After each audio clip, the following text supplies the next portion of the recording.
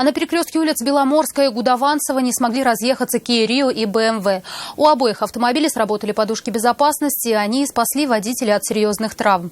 Самый главный вопрос, который возник у участников: кто на какой сигнал светофора ехал. Подробности в репортаже Сергея Хайдарова. Буквально за доли секунды они ударили, считай, мою машину. Я пристегнутый был, оказался на соседнем сиденье.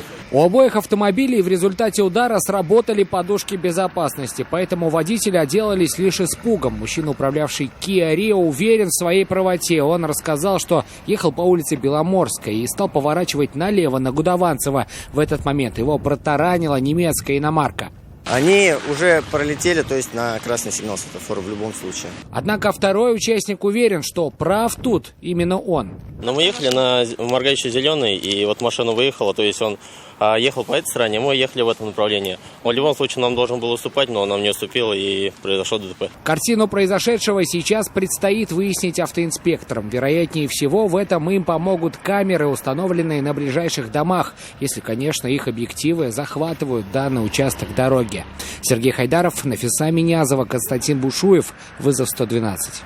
Мы делаем вам вызов. Смотрите одну из самых рейтинговых программ о происшествиях в Татарстане на нашем сайте tnv.ru.